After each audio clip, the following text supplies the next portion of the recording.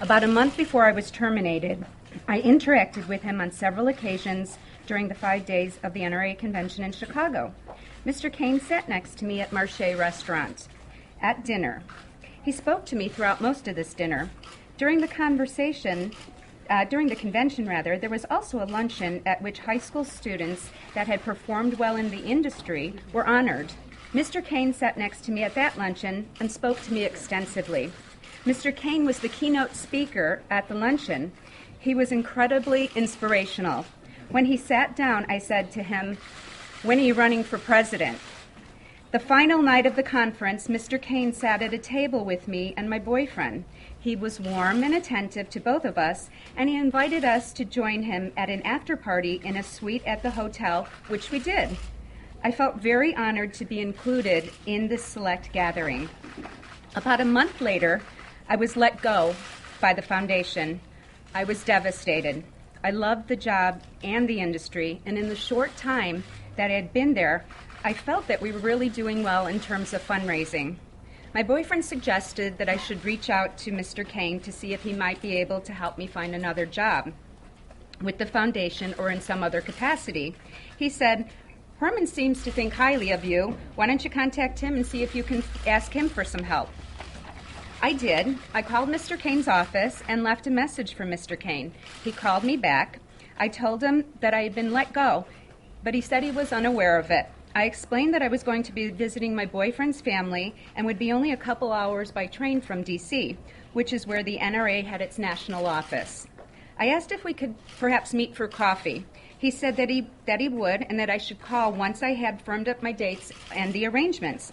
My boyfriend, since I was unemployed, booked a room for me at the Capitol Hilton, and I called Mr. Cain to let him know my arrival date and that I would be staying at the Capitol Hilton.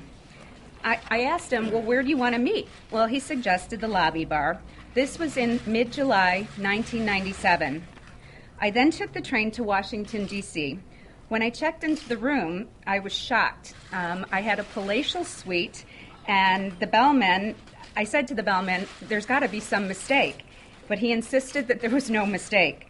I later found out that Mr. Cain had arranged for the suite, though at the time I thought maybe my boyfriend had tried to surprise me. I met Mr. Cain in the lobby of the bar at the Capitol Hilton at around 6:30 p.m. We had drinks at the hotel, and he asked how I liked my room, which is kind of normal, and I said I was very surprised. I said, "I can't believe it. I've got this great suite. It's gorgeous." Mr. Cain kind of smirked and then said, "I upgraded you." He then took me to an Italian restaurant where we had dinner. During dinner, Mr. Cain looked at me and said, "Why are you here?" I said, "Actually, Herman, my boyfriend, whom you met, suggested that I meet with you, and because he thought you could help me because I really need a job.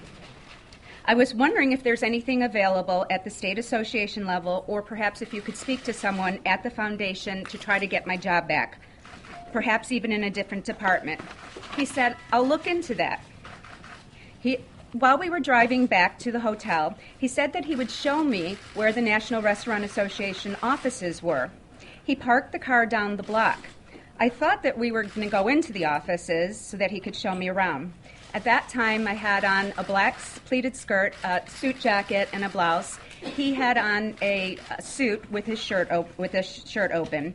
But instead of going into the offices, he suddenly reached over and he put his hand on my leg, under my skirt, and reached for my genitals. He also grabbed my head and brought it towards his crotch. I was very, very surprised and very shocked. I said, "What are you doing? You know I have a boyfriend. This isn't what I came here for." Mr. Cain said, "You want a job, right?" I asked him to stop, and he did. I asked him to take me back to my hotel, which he did right away. When I returned to New Jersey, where I was staying with my boyfriend, that Mr. Cain had been, when I returned back to New Jersey, where I was staying, I told my boyfriend Mr. Cain had been very sexually inappropriate with me, and shortly thereafter, I told another friend of mine who has been a mentor the same thing.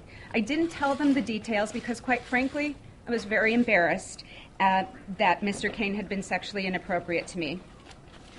The last time that I saw Mr. Cain, actually, was about a month ago. I had been invited to the Tea Party conference sponsored by WIND Chicago Radio in Chicago. I actually didn't know he was going to be there until the night before when my girlfriend told me. I went up to him and asked him, "Do you remember me?"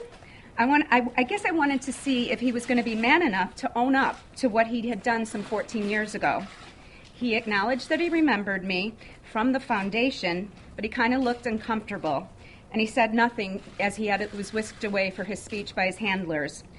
During his speech, he had that same infectious presence that we have come to know, and command as he did when I heard him speak for the first time 14 years ago at the NRA. But as I sat there in the audience, I kept wondering to myself, has he done to other women what he had done to me, and whether anyone was going to speak up about it? I really hoped for his sake that, and his candidacy, that mine was an isolated incident, and that he had not exhibited those behaviors with other women. I didn't file a complaint against Mr. Cain as some of the other women did, because I wasn't employed by the foundation when this occurred.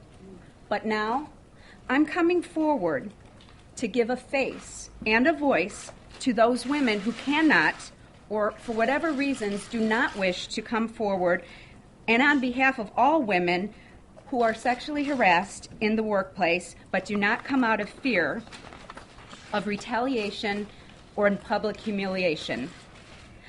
I really didn't want to be here today and wouldn't have been here if it had not been for the 3 other women who have alleged sexual harassment against Mr. Cain. I want you, Mr. Cain, to come clean. Just admit what you did. Admit you were inappropriate to people. America is in and then move forward.